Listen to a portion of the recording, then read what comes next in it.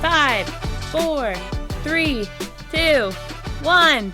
Happy New Year, Rocky Road family. I was kissing you. Ugh, That's what that was. just like the NSYNC song, Kiss Me at Midnight. Oh, boy. Happy 2023 when this airs.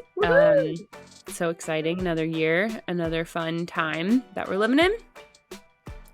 We have a new episode today to kick off the 2023 year. Myself, Mandy, and my co-host, Kristin.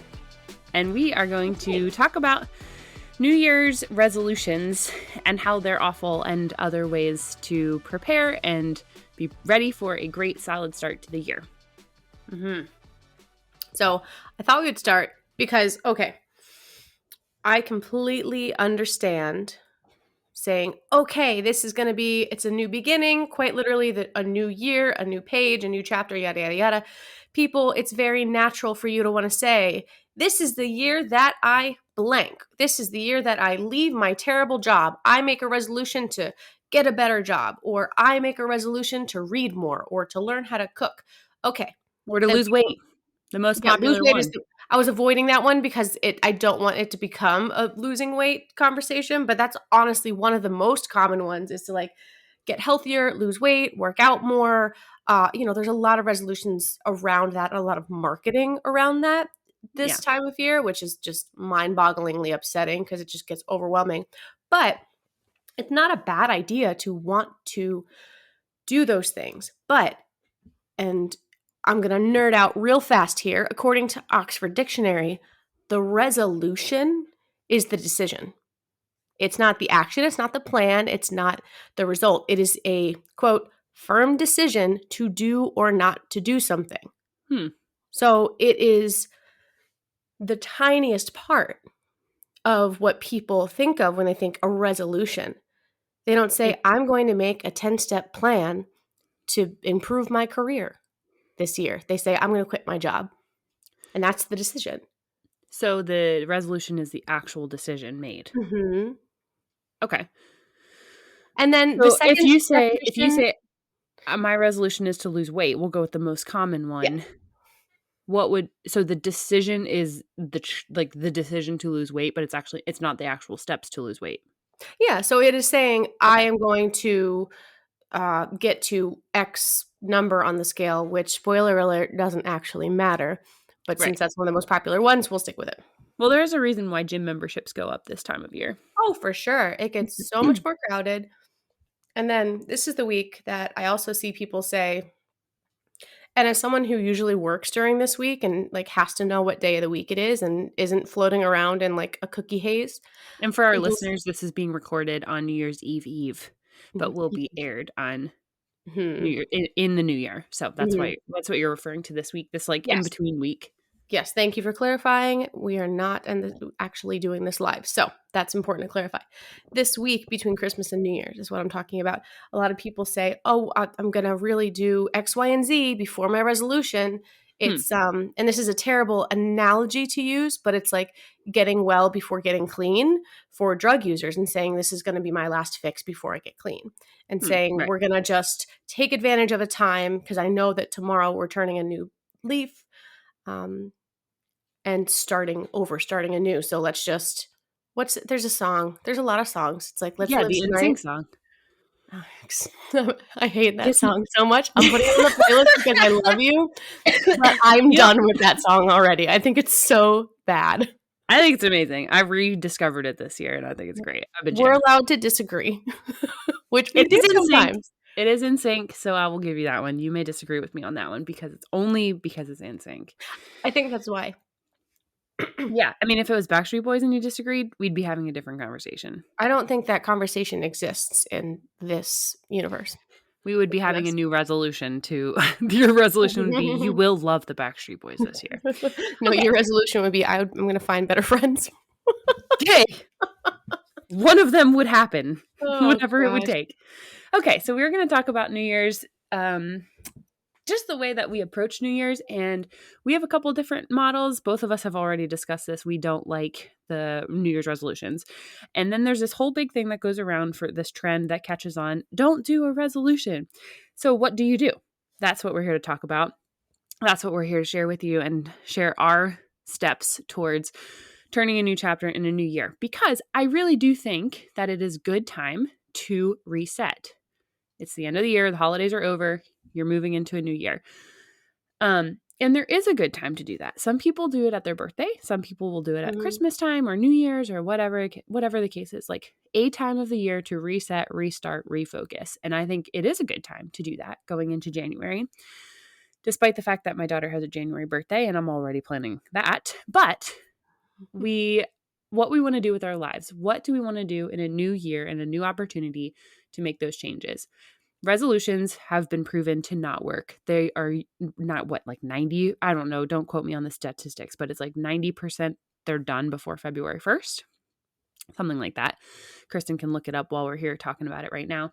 But I just think it sets us up for failure and it sets us up for disappointment. So what do we do instead?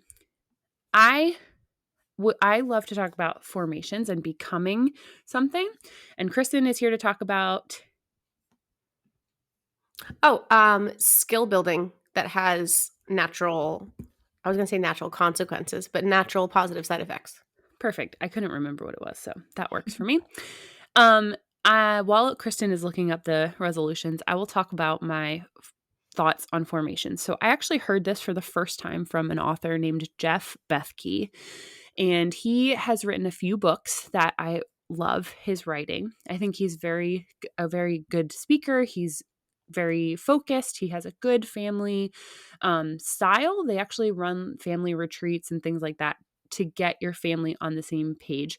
He's also the person I learned how to write a family mission statement from. And I just think he has a good outlook on, I just align a lot with the values that he shares, and him and his wife, Alyssa.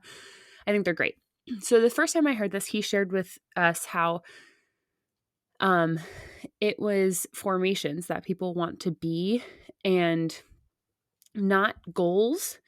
Because if you set a goal and you don't achieve your goal, you feel like a failure. But the journey to get to the goal can still look and help you improve yourself. So the example that I always go to that makes the most sense to me is if you want to be a marathon runner and you want to say, I want to run a marathon. So your goal for the year could be, I want to run a marathon. If on December 31st, you didn't run a marathon, did you fail? Yes. But if on December 31st, you became a runner, and let's say you ran 50 feet on January 1st, 100 feet on January 2nd, 150 feet on January 3rd, and you ran every day and it just became a part of yourself and a part of your life and a part of your daily routine, that would be successful. You would then develop into a runner and it would be a part of your identity. So this was just a way he explained making those adjustments instead of a goal in your life. Now, obviously you can set small goals in the meantime there, or that can help. I just thought it was really good. So instead of saying, I want to be I want to be a professional piano player. If you play the piano every day from January 1st to December 31st, you will get better. No matter what, you'll get better. And at the end of the year, you will be a piano player. You will have learned something. You will have gotten better at songs. You will have pieced things together. And there's success in that, as opposed to putting that high priority of, I want to be a professional piano player in 1 year, and it doesn't happen. And then at that point, people give up. They're just done. They're like, I'm not good enough at it. I'm not going to ever be able to do it. It's over. I tried. Done. And it doesn't actually work that way. Humans aren't built to work towards a goal, achieve it, and then stop. That's just not innately how we're wired. And it's really honestly not the most healthy thing for us either. So developing ourselves and our identity, and just bettering ourselves as a human being for the year is the way that I kind of like to go about it. So that's my take on it. What are your thoughts, Kristin? A couple of the words that you were saying make me think of a book that I've started reading it about 4 times, and I'm an awful reader. I'm a good reader. I'm a fast reader, but I, especially as of late, get so distracted that I just cannot finish books. It's awful. And I wish I could because I really enjoy reading, but my brain won't let me focus on the words. And so I do audiobooks while I'm doing other things. And that works well because I still get the information, but I'm not actually reading it with my own eyes. Yeah. But the book that I've started and I've honestly only finished about 3/4 of is Atomic Habits. It's by James Clear. And it talks about the same, it's a similar identity. It's okay if you want to run a 5K a month. Okay. Or do you want to be a runner? Because you can run a 5K once a month and not be a runner. Sure. You can run every day and be a runner. Yep. Do you have to get to a certain distance? Do you have to get, that's a whole other style of goal setting, but it's the identity of it and saying, if you read every day, you are a reader. Yeah. To read 100 books a year, which I think is so much, but some people that I know have done that, read 100 books this year. You don't know how long those books are. I got a book in the mail today that it's a poetry book that is about 20 pages long, and each page only has about 4 or 5 lines on it. Sure. Does that count as a book?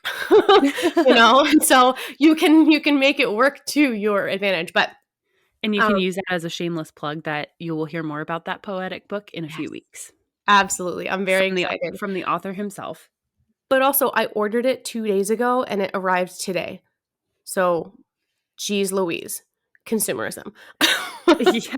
And if it didn't arrive today, you would have been like, where's my book at? Exactly. Come on, Amazon. What are you doing? 48 hours. We are, listen, the instant gratification thing is yet another reason why resolutions and goal setting can be so difficult for a lot of people these days. But anyway, can I just say that I ordered something about an hour ago on Amazon? It's supposed to come tomorrow. So that's crazy to me, honestly. But it's kind of creepy in a way. It's kind of creepy. But I definitely appreciate it when I'm in a bind for sure. But I like that approach. And I think that looking at things bigger picture can be too abstract for some people. But that's why we're talking about several different approaches too, because if I sat here and I said, this is exactly what I do, this is what you should do, I've lost half of you already because a lot of people are like, no, I need something different for whatever reason. Right. So we're giving you a couple different approaches because you're all different people. You and I work very differently too. We work the same in some ways and very differently in others because we're all very different humans. So how I go about resolutions is that I don't. I quite simply don't. And I think that this year might be a little bit different just because last year was coconuts, bananas, bonkers for me. And it might be a nice way to reset and say, these are my priorities for the year. Sure. Or these are my hopes for the year. But I'm not going to sit on January 1st, which is less than 32 hours from now, and say, I am going to X, Y, and Z because I don't know. Sure. I resolved to do this. But what I hope for this year, and this is how I'm wrapping my head around it, is looking at things that motivate me naturally and organically that have a good side effect, a positive side effect. Example, the most concrete example is I downloaded this 1,000 Hours Outside app, and I know that they've been around for 10 years apparently, and I just heard about them. But spending 1,000 hours outside, that for some people seems horrible. I have a dog. I already spend an hour outside every single day, so I'm a third of the way done without even trying. So thank you, Arthur. But the side effects to that would be I'm probably going to watch less TV. Because I'll be honest, when it comes to a certain time, especially when it's this dark outside, I will get to a point where my brain is like, I'm done. Hello, Gilmore Girls. Hello, Jessica Day. And I will just vegetate for like 2 hours. I could be so much more productive. At a minimum. Yeah, at minimum. Absolutely. And now Netflix has started asking, are you still watching again? Oh my gosh. I'm like, oh, yeah, I am. But so 1,000 hours outside would help me to get away from some of the technology that lets me turn my brain off. It will probably let me get a little bit more into my own head. I'll probably talk to God a little bit more. I'll probably listen to more music. I might find different hikes, which is good for both mine and Arthur's health. Yeah. Um, and I mean, Cody's involved too, but I never know when I'm going to be able to go hiking with him. So it's usually me and the dog. Sure. But the positive side effects of that is probably going to be better mental health. Mm-hmm. My health will probably improve. My physical endurance will probably improve because I'm not just going to sit outside in a lawn chair. Sure. I mean, some people could, and some people say, I'm sitting outside for an hour. No, I need to be active when I do that. And so that's just one example of saying that's a goal, and that's something that I'd like to accumulate is 1,000 hours. But there's tons of side effects that are going to be positively affecting me Sure. when I do that. And so I'm very curious to see how the summer, like come summer, and it gets a little bit warmer, like how that's Mm-hmm. looking for me. So for your personality, if you don't hit 1,000 hours at the end of 2023, will you consider that a success? I don't see myself not doing it. Like Okay. that's something that it seems, and this is another important part of what I'm thinking of is looking at activities and goals and lifestyle changes that seem realistic and that really motivate you. Very few people who wake up on January 1st and decide that they're going to go from not exercising ever to being a state record championship squatter. That's not going to happen in a year for a lot of people. So picking Sure. things that are realistic for you and being honest and introspective and Yeah. say like, sure, I could say I want to get back into the gym. I'm probably never going to get back to my PRs, at least not within a year. It's just a lot of really hard work, and I know the time that goes into it. Mm-hmm. You know, some people, and to rewind on that a little bit, even if you're the end of the year, your goals look different or things look unexpectedly, the ending of the year is more unexpected. Maybe something happened that derailed your goals, or maybe something happened that changed your entire priority list in a better way. Sure. So, thinking that we have any idea what's going to happen in 365 days is hilariously short-sighted. Yeah. We don't even know what's going to happen tomorrow or Mm-hmm. a week from now or a month from Next now. 5 minutes. Sure. A meteor could come down and smash into my house, and I could be a millionaire because the Smithsonian wants it. I don't know. Yeah. Sure. So one of the other things that I do every year, Moving kind on. of going on. I was just gonna let that one go. I'll just let it rest. I'll just Come let on. it How I'll let it cool would a combust. moon rock be? In my house of all houses, come on. So one thing that I like to do every year, this is what I do, and this is actually crazy, and I just thought of this now that we're recording, and I can't believe I didn't think of it before. But on January 1st every year, usually this in between awkward week between Christmas and New Year's, I'll start thinking about again, like what do I want to do next year? Who do I want to become? What should I try to change? What should I adjust? What should I enhance? What should I take away? Mm, Very important to also know that you can take things away for the year. mhm. And one of the things that I do is I like to journal. I don't journal every single day, but I journal often, every couple days, every couple weeks sometimes. There can be a gap of a month or two. Just really depends on my life and what's going on. So, but one of the things that I make sure to do, and this is going to be my 3rd year doing it now, I will write 10 prayers. I will go through them, and I personally know which ones I actually feel are genuine prayers. Like I feel from God that He is asking me to do something or to share something, or I really want something from God. And then there are like selfish requests that I usually put in, like, this is kind of something I would really love to do, and I would love if this could happen, but if it doesn't happen, no big deal. It's just kind of something there. And I put 10 things down, and I put a little line next to them. So then I write down the month and the year that it happens. Note I said the year, because the first time I did this 2 years ago, prayers didn't get answered in that 10, some until this year. But they Mm. all answered. So I wrote my Mhm. first 10 going into 2020, and talk about a year of derailment on all of it. Mm. Mhm. But of that year, 7 of my 10 prayers were answered. The other 3 that were not were because they were travel related, whether it was like Mhm. at a country or a trip or going somewhere that I was familiar with. We couldn't go obviously in COVID 2020. Mhm. So, but all of those prayers were answered in 2021 then because I could travel and could go places. Mhm. So I like to do that to see the faithfulness of God through my life in the year. And then sometimes I throw things in there and I am just reaching for I have no idea what, honestly. Mhm. And it blows my mind when I don't look at them every day and I don't pray over them every day. It's just something I Mhm. kind of set for the year and then I go back every couple months to just check on them. And I'm telling you the number of times that I've been blown away that a prayer has been answered that I completely forgot that I even wrote Mhm. down is crazy and just a really cool thing. So that's another tangible recommendation that I could give Mhm. to people is to write down 10 things that you want, and whether or not you're a believer, just 10 wishes or 10 um, aspirations for the year or 10 something like something small. I Mhm. mean, it was anything from like one year I wrote down that I really wanted to become debt free. I don't know how that happened that year, but it happened and it was Mhm. crazy. So I marked that down. In the beginning of the year when I wrote that down, I didn't even You're see like, that as a projected okay. it was not even on my radar as a Mhm. possibility when I was drowning in thousands of dollars of debt. So the fact that it happened that year and I looked back and I saw that I wrote that down and it was actually answered blew my mind. I was like, Mhm. "What?" And but they could be little things.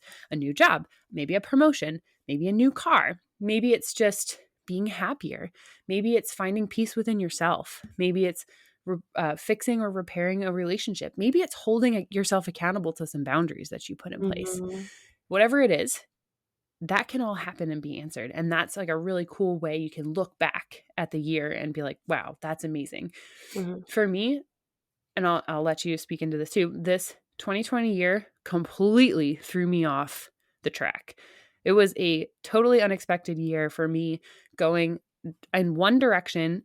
The whole train derailed and Mhm. completely flipped upside down. All cars and all the pieces within the cars went flying.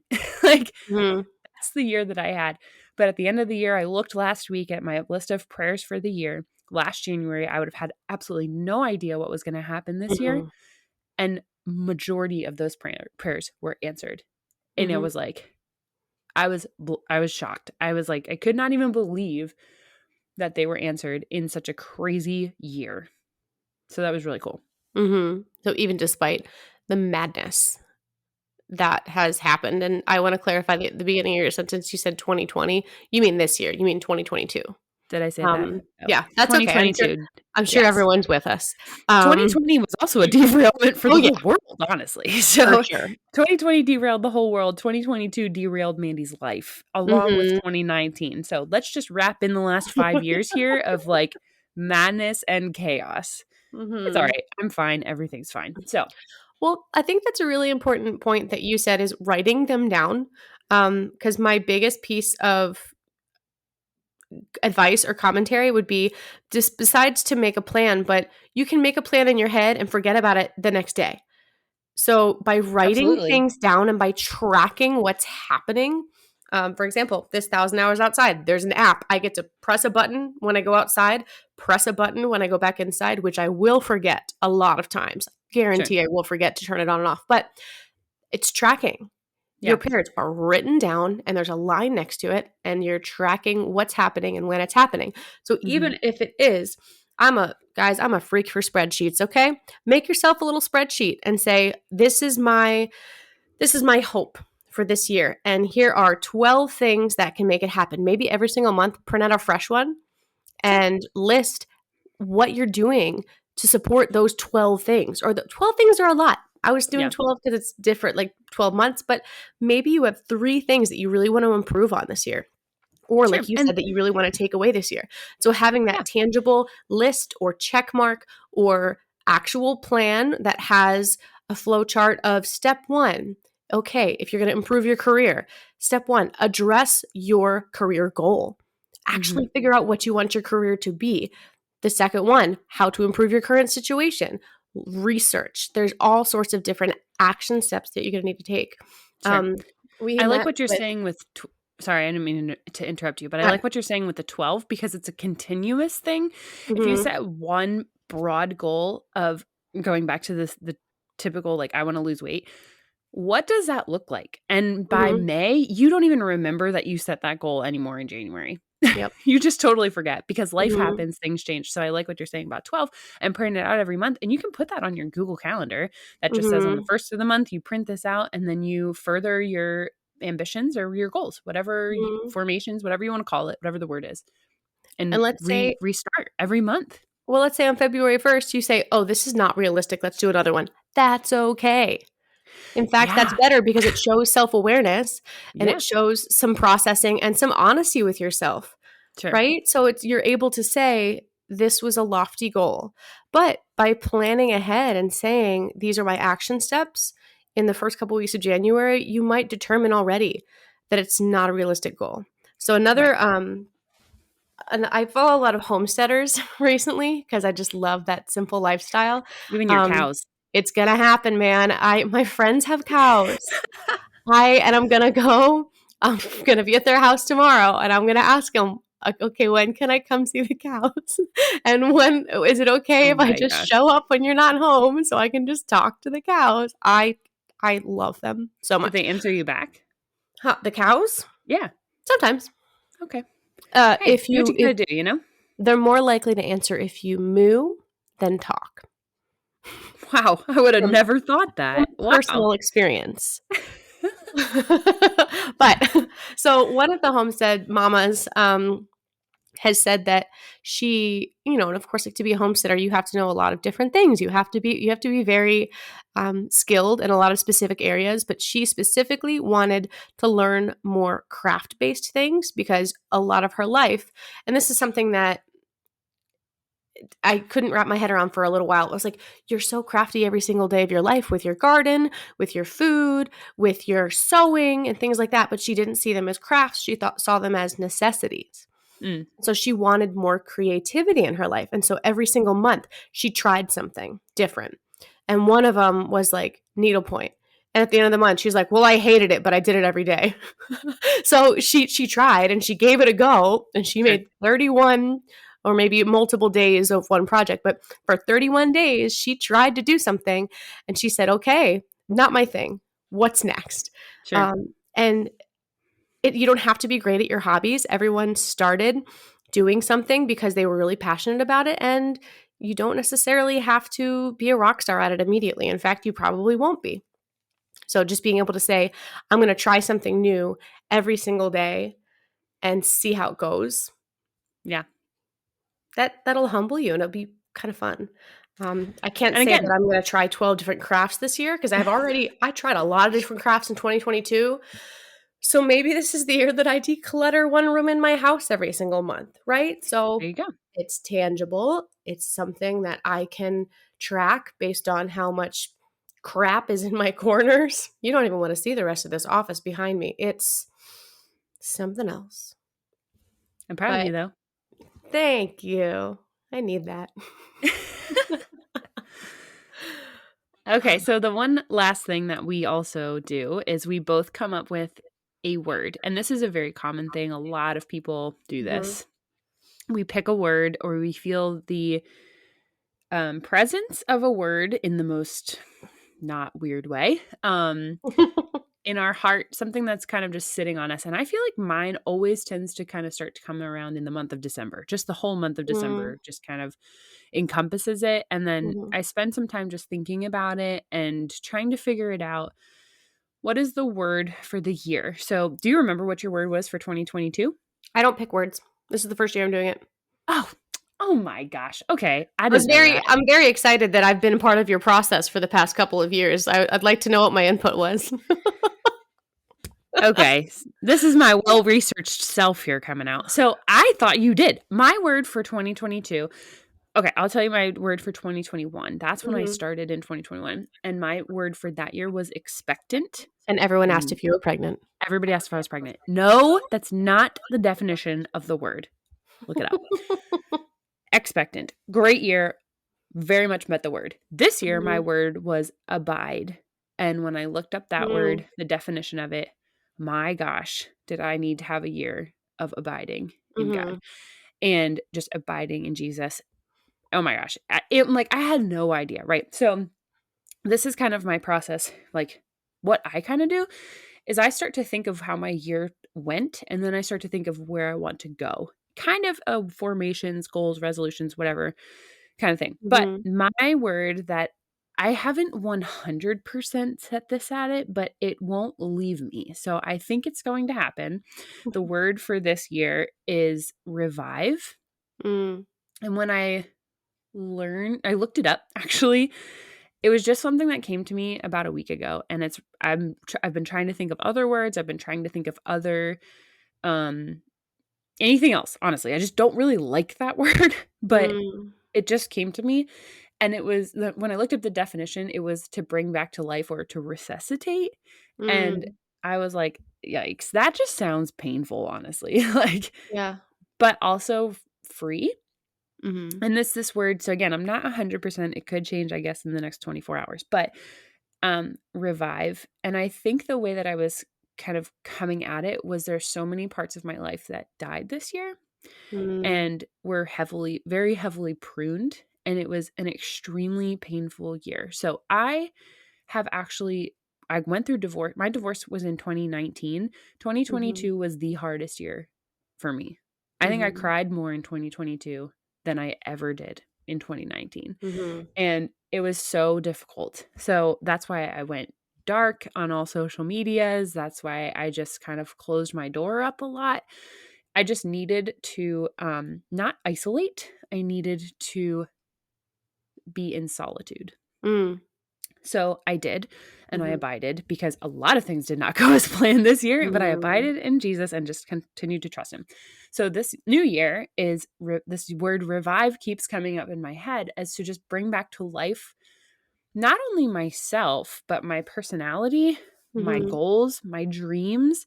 Over the course of the last couple of years, a lot of my dreams have died, a lot of Mhm. grief, just so much grief and change in my life in the last 5 years, honestly, between COVID, between my divorce, between the events of this year of 2022.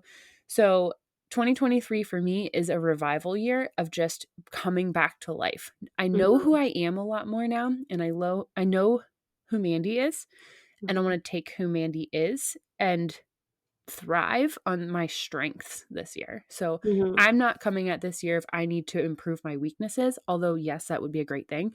My year is to really just bring my strengths back to life again. And I don't know what Mm. that looks like, but that's where my word is kind of taking me down this path. Um I'm going to do a little bit more research on it in the next couple of days Mhm. just to see if I can find something that maybe a reason why this word keeps coming up, but Mhm. that's my word for 2023. I'm curious why, because it sounds like you have some resistance to the word itself. And so I'm curious about that. And I'm going to think about that a little bit for you. Um, Go ahead because and analyze me, Kristin. Just pull your therapy self out. off camera, Therapize me. your breakthroughs don't need to happen on YouTube. Okay. That's I'll true. save you from that. Thank you. I appreciate We'll that. talk Just about that being real here. Just being later. real. Yes, right. But Exactly. that's really interesting that I'm excited to see. There's a couple months. It was around Christmas time, actually. It was when I was like deathly ill last year. I remember it was the most vibrant I've ever seen you, and it's still the most vibrant I've ever seen you. And I'm really excited to see her again. Yeah. I'm actually really excited to be that person again at some point. But, Hmm. there's highs and lows in all of life. So you Of can't have the course. highs without the lows, and you can't have the lows without the highs. So Hmm. it is what it is. Yeah, the salt adds to the sweetness. Yeah. Hmm. So for my maiden voyage into the word choosage, Welcome I to the club. We're glad well, you're here. the thing is that I feel that it's a little self-righteous of me to think that to think that I know best for myself, days that I haven't seen yet and experiences that I haven't had yet. And how can one word possibly encompass all of that time and all of those thoughts and all of that excitement and grief and depression and health, like anything? How can it encompass all of that? Sure. And I don't ever want to pretend that I know best. And assigning a word has always felt that way to me. Yeah.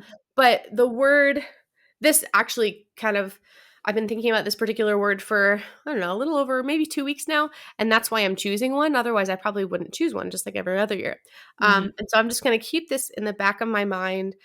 And it's going to sound really graphic, but it's not. But the word is hone, Hone.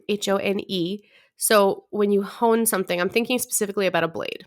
That's kind of the imagery that's happening in my head. In my imagination, it's a broadsword, big and powerful. But go look up what that is later, Mandy. I can see you're like, what the heck is a broadsword? That Renaissance something? You need 2 hands to wield it, basically. Perfect. It is Great. so big. It's a full body experience just to swing the sucker. Commonly used in beheadings. So anyway, I told you it was going to get graphic, but Revival, beheadings, whatever. We have a great year ahead of us. Full of life and death. Ahead of us. When you ahead, it was coming. That was a good one. When you the word hone, if you think about honing a blade, you sharpen it. You take the metal that already exists and you shape it, and it takes time, and it takes a very specific movement, and it takes patience, and it takes skill. And being able to say, I'm going to hone the different parts of my life that need attention. The interesting thing about blades too, and you'll learn this if you ever worked in a kitchen, a dull blade is actually more dangerous than a sharp blade sometimes. A sharp blade will, and this is, I'm sorry, I'm not going to go into the specifics of cutting fruit and how many times I've had to bandage my fingers up, but just the way that it travels, a dull blade can do more damage, just as a bottom line. And when you're not honed, when your words are not honed, when your motivations and your kindness and your patience is not honed, it can cut through in a pretty jagged way and hurt other people around you.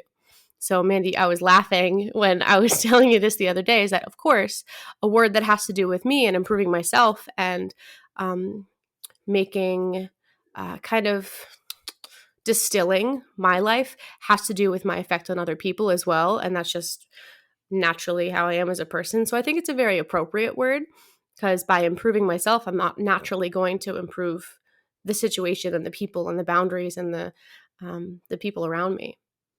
Sure. So there it is. I think that can happen, though, just when we do improve ourselves. I mean, the staple phrase of healed people heal people and hurting people hurt people is very true. So if you are hurting, or there's a part of you that's unhealed, essentially, for lack of better words, it can be more harmful to others. So it makes sense. I'm excited. Also, what I did last year, I put abide, which was my word for 2022. I put that on my mantle and I had it there all year. And so many times I would look at it. So I would even encourage you to put hone, print it out or something. You can use whatever font you want, Arial, Comic Sans, whatever, and put it on your fridge and then just have it there. And it's just there. And you put it on the side of your fridge or something, but then you see it and you're just aware of it being there. Because I can't tell you how many times I got to a place this year where I needed something solid to hold on to. And I came back to abide was what I was called to do for this year. So I'm excited for your word. We should do a check-in in like 4 months. Great. To see how things are going, and it's a great idea. To reassess, because you have to track your goals, people. Yes. So we'll fill you in on how we're doing. We'll be very honest about it. That's true. Very exciting. Happy New Year. Happy New Year. Happy 2023. The year for me. It's going to be a great year. I hope so. I think the future looks bright, so I'm excited. Absolutely. Good things are happening. I'm going into business in 2023. So it's going to be so fun. Super exciting announcements. And we'll see where the podcast goes in 2023. And I am not planning anyone's wedding, including my own, and I'm not in anyone's wedding. So woohoo, it's already less encumbered for me. So it's a wonderful year already, because it's less planning things. Yay. So I get time for some honed revival. There we go.